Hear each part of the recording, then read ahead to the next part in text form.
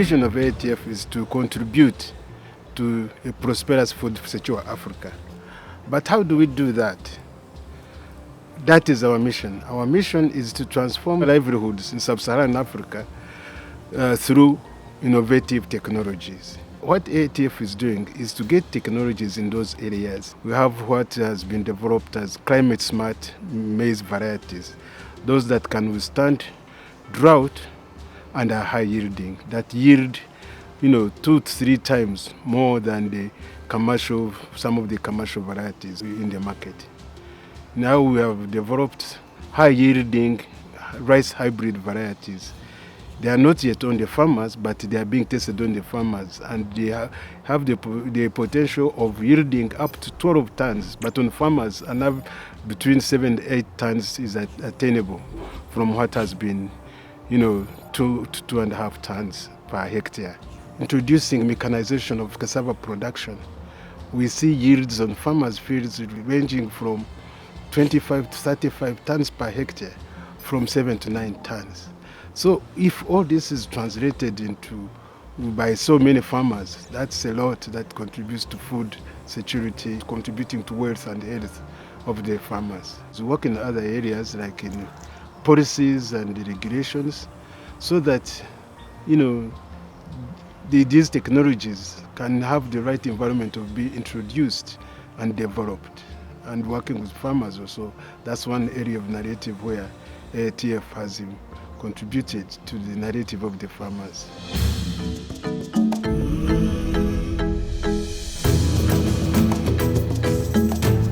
The governments have a lot to promoting these technologies by having the right environment, favorable policies and guidelines and regulations in place for uptake of these new technologies, including the emerging ones even.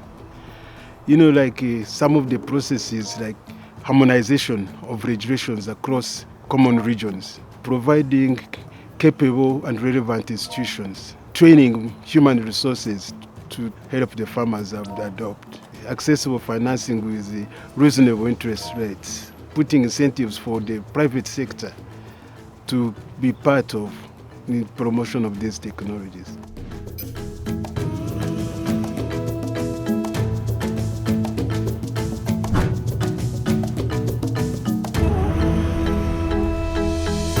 Accessing the technologies themselves.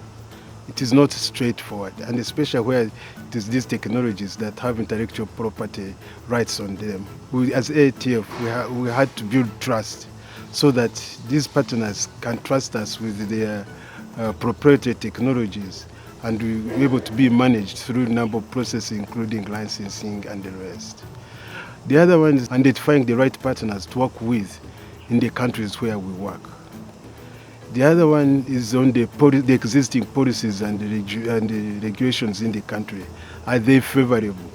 Since we work in crops, variety development takes time. Although there are now new methods that can help shorten the process of variety development, but you take some 3 or 4 years, and like in the past where it would take some 8 to 10 years.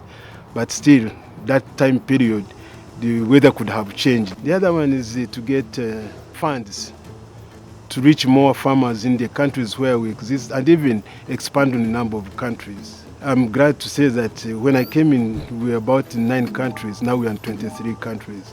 But all that needs really funding. So those are some of the challenges that we found along the way.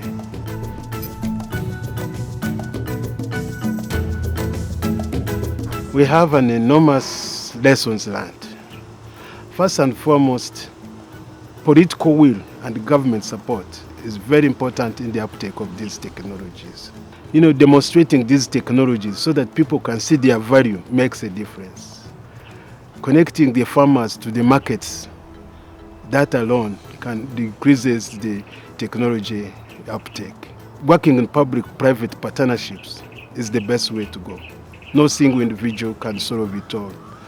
Continuous communication and engagement with the various partners is very important. And being transparent and having trust in all you are working and respecting each other is a very big lesson in this technology uptake.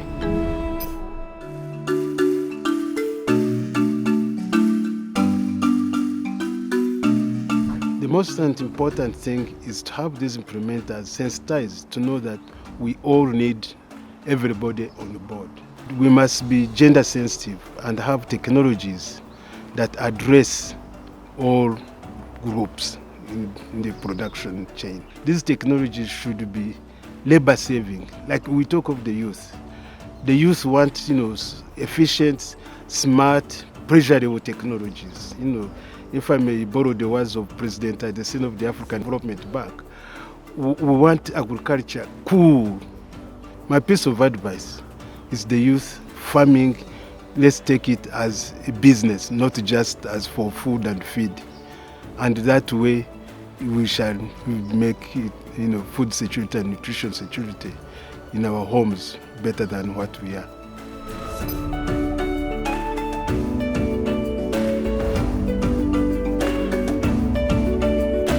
My parting message is that agriculture transformation is within our reach. As we have seen, our farmers can improve their productivity and increase their wealth and health and continue in that path of progress. But they need the right tools, the right technologies which we are talking about, and the right knowledge of how to go about these technologies. One of my memorable moments was in 2013. I was just 2 years old, and we were having a very nice slogan of celebrating the 10 years of existence of AATF. It was 10 years, we were in 10 countries, and we were having 10 projects. What a coincidence. It is something that resumes very well when you are talking. We are now in 23 countries in 2021, not yet 10 years apart. So we have gone 1.5 times more in the same period that we did last time, which is a good progress. Don't take that for granted.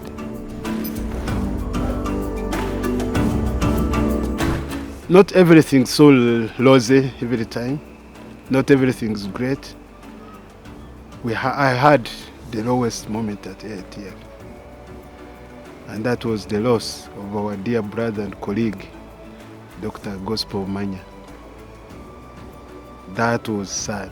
He was one of our, like everybody at AATF, very active, jolly, great, very unfortunate. He was taken away. May his soul rest in eternal peace.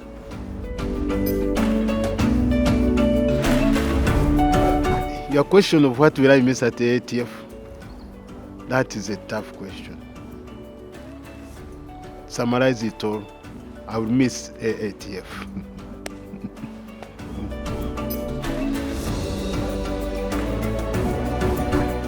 To my AATF colleagues, team, keep the fire burning. Keep the technology coming in and going to the small farm. And we will achieve the food security and nutrition security we're looking for. You are a big part in this playground. Do your part and the rest will follow.